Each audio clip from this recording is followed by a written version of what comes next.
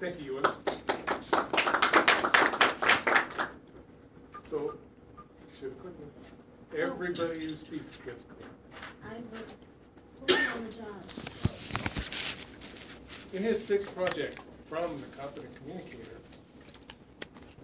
Manual, Santosh will be speaking to us about the life and achievements of an Indian-born American woman astronaut, Kalpana Chawla.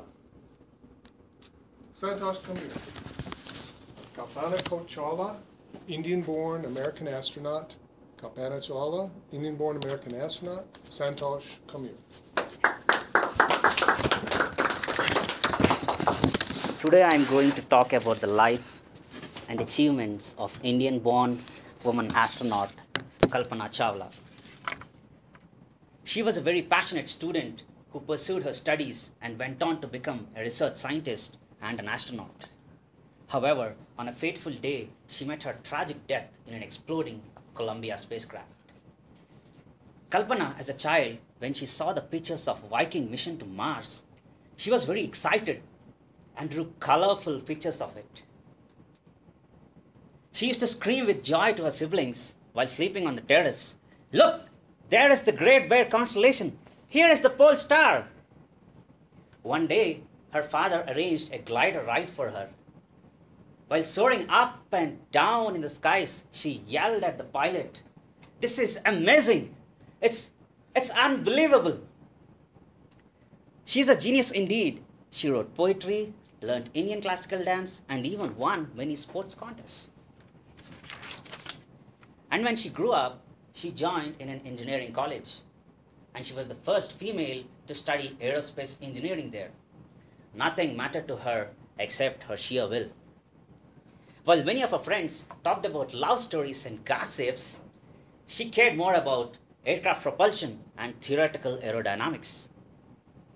She went to the University of Texas to pursue her postgraduate studies, where she met a flying instructor named John, who would later fall in love with her and become her dear husband.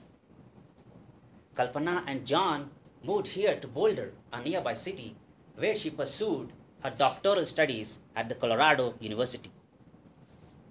John was very supportive of Kalpana's ambition. He even gave few flying lessons to her. After obtaining her PhD, she became a research scientist at the Ames Research Institute, which was closely associated with NASA. She was very close to her ultimate ambition. She was the happiest while gliding through the clouds and cutting through the skies. In 1990, she became an American citizen, and 3 years later, she was appointed as the vice president at Oversight Methods Incorporation.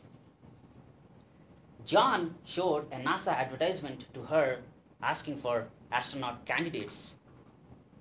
The world has not moved far away from the Challenger spacecraft explosion. Despite that, Kalpana applied. There were 2,962 applicants, out of which only 23 were selected, and Kalpana was one of them. She said to herself, "Houston, here I come."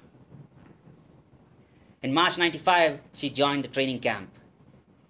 Kalpana was selected for the space shuttle mission codenamed STS-87, and Columbia was the shuttle chosen for it. Her proud family came all the way from India to witness their dreamer take a flight to the skies.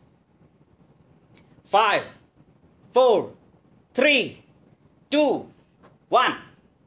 The engines roared, thundering rushes of fire, pillars of smoke, and the remarkable machine defied gravity and soared into the air.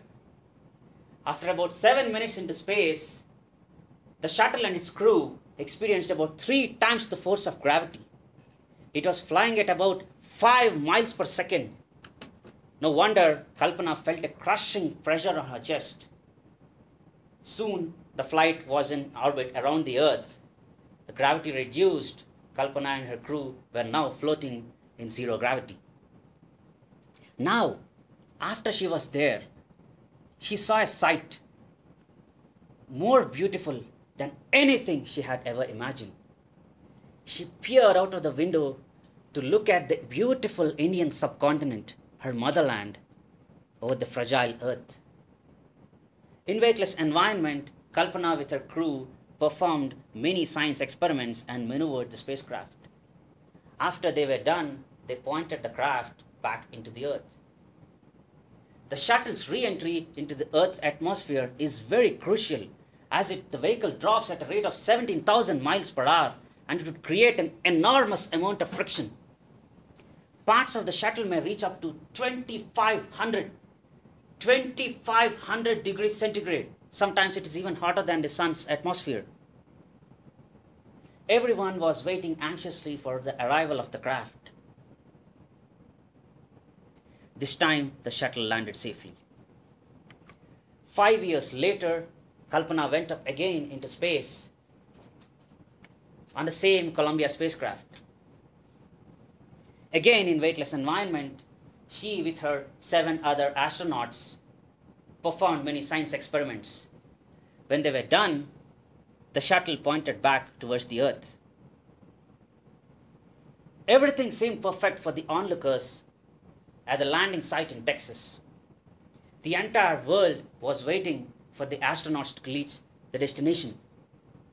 Then, just 16 minutes before the scheduled arrival time, the spacecraft broke apart, splattering pieces across the sky. Nobody knew what caused the expensive accident. Everyone on board, including Kalpana, met their tragic death in midair. After many months of investigation, NASA determined that during takeoff 16 days earlier, a piece of insulating foam broke from the external tank and hit the left wing of the shuttle at great speed, and it created a hole in the shuttle's heat suit.